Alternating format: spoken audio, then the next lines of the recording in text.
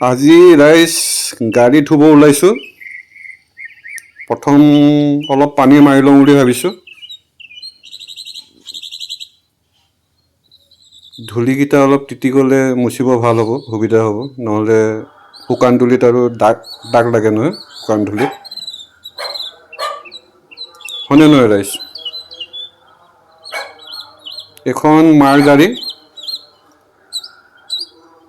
আজি মাৰ গাড়ীটো ধুই দিছোঁ।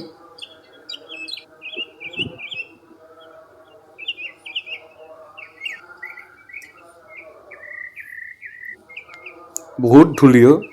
আজি এবাৰ ধূলি বতৰ আগতীয়াকৈ আহিলে।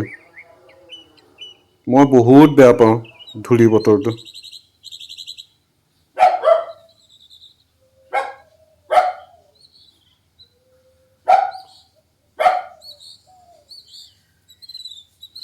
এইখন হ'ল মোৰ গাড়ী। মই ওপৰৰখিনি অকণমান চফা কৰি লৈছোঁ শ্বেম্পু ইউজ কৰি।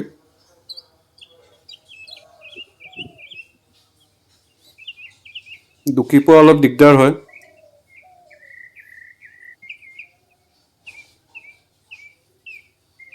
বেলেঞ্চ কৰি থকাটো ধেমালি নহয় কিন্তু দেই। পৰু লাগি যায় মাজে মাজে।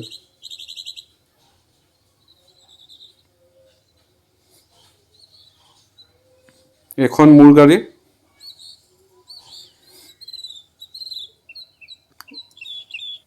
গাড়ীখন অলপ ডাঙৰ কাৰণে ওপৰতো ঢুকি পোৱা অলপ দিগদাৰ হয়, উঠি ল'বলগীয়া হৈছে।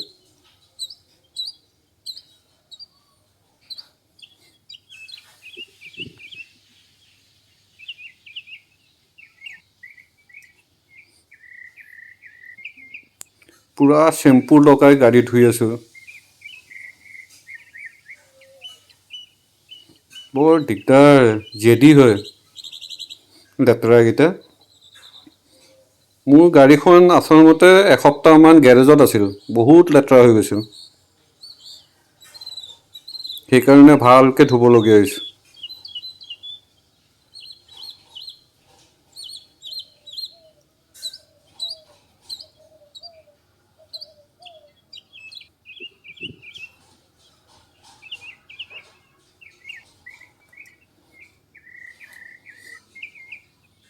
ডাঙৰ গাড়ীকেইটা ধুওঁতে বেছি কষ্ট হয়।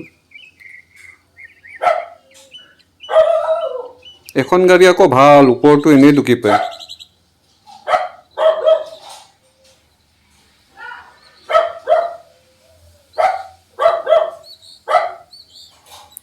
সৰু গাড়ীকেইটা চলাবও ভাল ট্ৰেফিকত, য'তে ত'তে পাৰ্ক কৰিব পাৰে।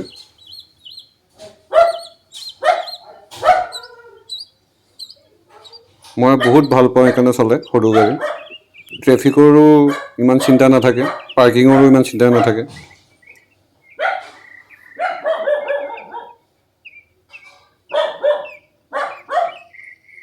চাৰিওফালেদি ধুইছোঁ আৰু যিমানখিনি পাৰোঁ, চফা কৰি দিছোঁ। এয়া চক ৰাইজ, গাড়ী ধোৱা খতম হ'ল। কেনেকুৱা লাগিছে কমেণ্টত ক'ব।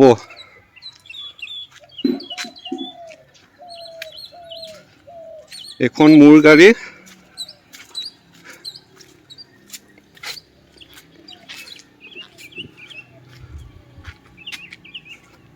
আৰু এই পিছত যে আছে এইটো মাৰ গাড়ী। আজি দুখন একেলগে ধুইছোঁ গাড়ী।